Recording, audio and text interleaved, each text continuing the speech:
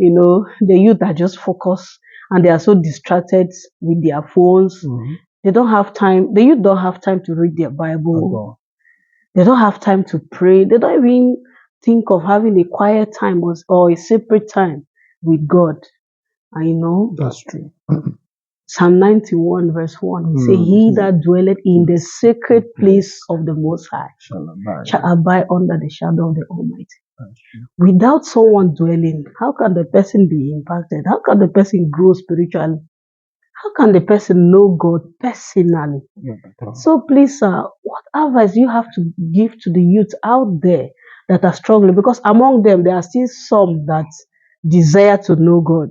Yeah, some of them still, they want to know God by themselves. So what do you have to say about that? Thank you so much. It's quite a long time I've not heard people coming up with such a burning passion for young people. Sincerely, it has been disturbing me. It is a pointer. It means God is one stirring it up in you.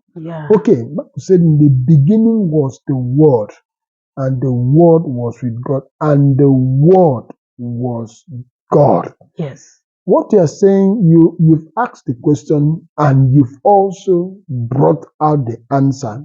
The challenge of the youth of our days is just distraction. Yeah, they are carried away by so much frivolities, things that does not really matter.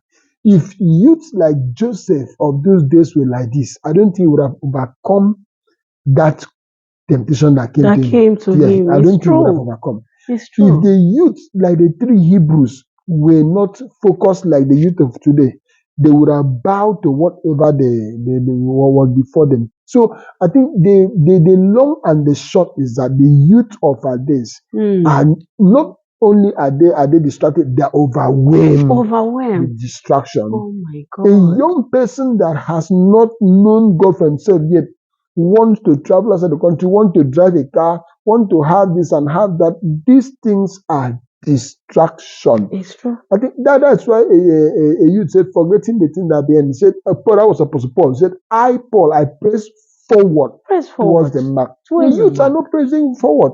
The ones that are going to school to make money, the ones that had phone before, they want to have bigger phone, flashy phones, so many things. And now young people, their desire for marriage is something we don't understand again. My goodness. And that's why the enemy is taking on the advantage of their ignorance in the word. And how prepared are they?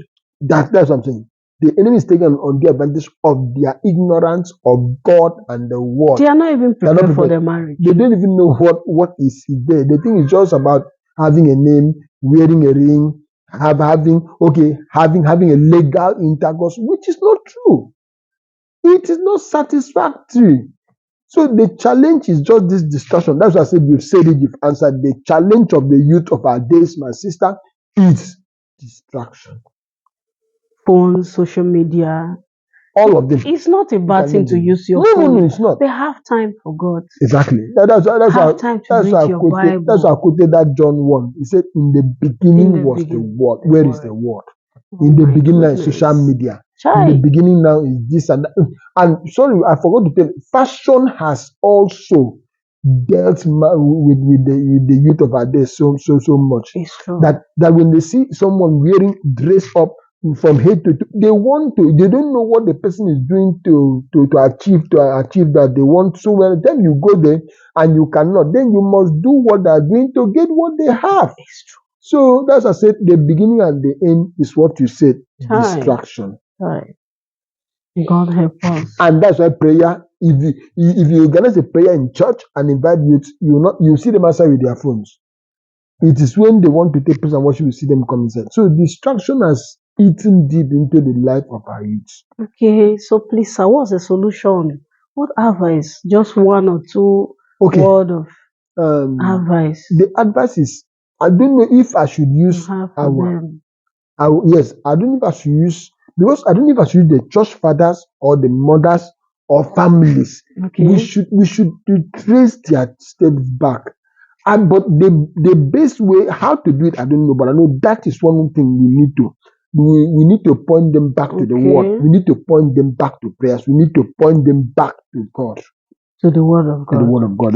And their personal relationship with God. Yeah. One-on-one With encounter God, yes. with God. It's not the God our Father. No. Personally. It's good they know God for themselves. Because if you don't know God for yourself, then you're joking. It's a waste of time. You're joking. No matter what your parents tell you, you keep hearing it as stories, enter and go. But when you have the encounter yourself, it will leave you with a reasonable encounter. It's true. And it will help them to overcome temptation wherever they find themselves. So much.